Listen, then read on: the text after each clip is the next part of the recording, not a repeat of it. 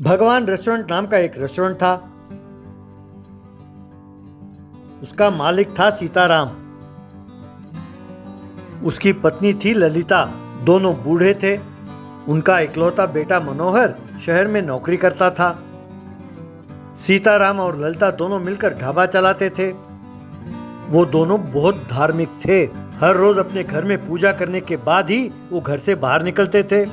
उनके घर के पास 2 बैल थे। वे दोनों उन दोनों बैलों का बड़े अच्छी तरह देखभाल करते थे। अगर कोई सीताराम से पूछता ऐसा क्यों कर रहे हो, तो वो कहता, भाई एक कसाई इन दोनों बैलों को ले जा रहा था काटने के लिए, हम उससे ये ले आए। तब से ये दोनों बैल हमारे पास ही रहते हैं और घर के एक सदस्य बन गए हैं। ललिता: जी हाँ, ये कहकर कि ये दोनों निकम्मे हैं, कोई काम नहीं करते। कसाई इन्हें काट कर बेचना चाहता था। निर्दयी कहीं का। हमें दया आ गई और हमने खरीद लिया। कभी कभी दोनों उस बैलगाड़ी में सैर करते थे।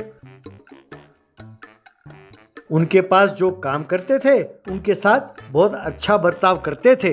अगर उन्हें कोई तकलीफ होती तो ये पैसे देकर मदद करते। जो भी उनके ढाबे में आता था वो उनके साथ बड़ा अच्छा व्यवहार करते और उन्हें बढ़िया खाना खिलाते। सीताराम पैसों का लालची नहीं था। वो घर और ढाबे के अलावा उसका और कोई संपत्ति भी नहीं था। शहर में जो सीताराम का बेटा मनोहर रहता था, ऐसा कोई लत नहीं था जो उसे नहीं था। वो हर रोज शराब पीता था, लड़कियों के पीछे घूमता था और अपनी पत्नी को मारता था।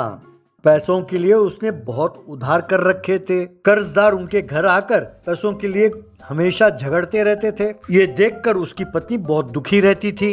एक दिन मुन्ना भाई नाम का एक गुंडा उनके घर आया और मनोहर की तरफ बंदूक तानकर, क्यों रे कमीने, तूने कहा था 3 महीने में उधार चुकाएगा और मुझसे कर्ज लिया था, और जब मेरे आदमी पैसे मांगने आते तुम उन्हें टरकाते रहते हो। तुम मुझे नहीं जानते। चुपचाप जाकर मेरे 50 लाख रुपए लाकर दो। जब तक तुम पैसे नहीं लाते हम तुम्हारे घर पर ही डेरा डालेंगे।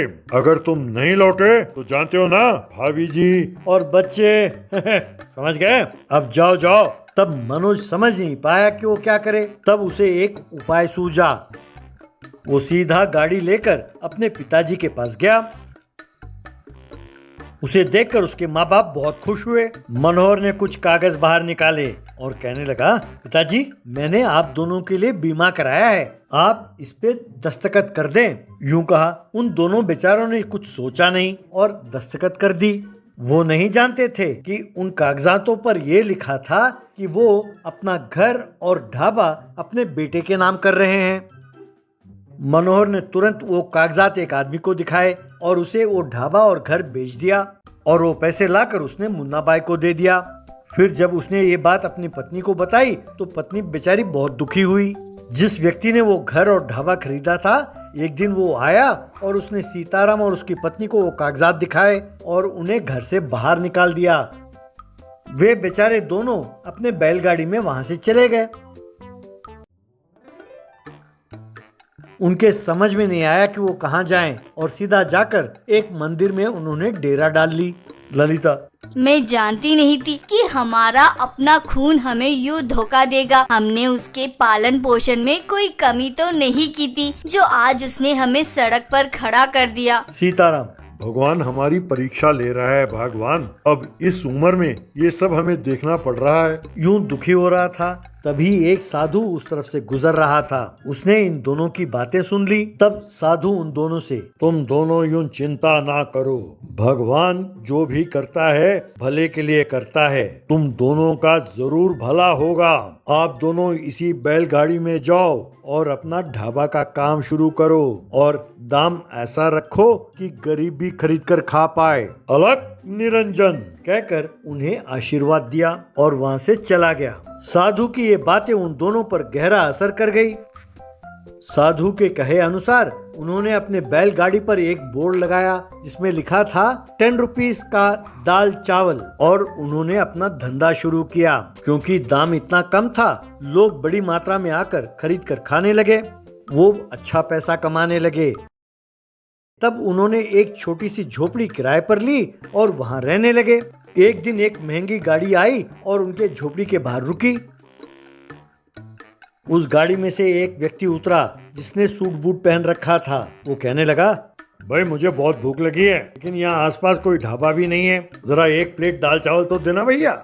सीताराम ने उसे परोसा। उस व्यक्ति ने वो खाया और कहने लगा, भाई वाह, ये तो बहुत स्वादिष्ट है। वैसे सिर्फ 10 रुपए में इसे बेच रहे हो? क्यों, क्या बात है? इसमें आप क्या लाभ कमाते होंगे? तब सीताराम, हमें पैसों की लालच नहीं है साहब, जो कुछ मिलता है हम उसी में गुजारा कर लेते हैं। तब उस व्यक्ति ने पूछा, वैसे आप दोनों हैं कौन? माजरा क्या है? तब सीताराम ने उसके साथ जो कुछ धोखा हुआ उसके बारे में विस्तार में बताया। तब वो आदमी, अच्छा बेचारे, बहुत दुख हुआ, कहकर 10 रुपए देकर गाड़ी में चला गया।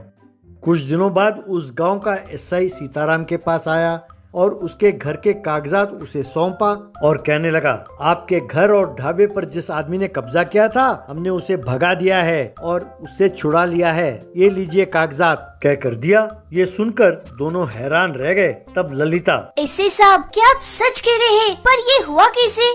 तब एसआई, सुना है कि कुछ दिन पहले कलेक्टर जी यहाँ आए थे और गाड़ी से उतरे और आपने उन्हें जो कुछ बताया उसे याद रखा और फिर तफ्तीश की। तब आपकी बहू ने जो कुछ हुआ सब बताया। तब सारी बात बाहर निकली और आपके साथ जो धोखा हुआ उसके बारे में पता चला। तब कलेक्टर साहब ने हमें कहा कि तुरंत हम एक्शन लें। अब आप निश्चिंत होकर अपने घर में रह सकते हैं और अपना ढाबा चला सकते हैं, कहकर चला गया।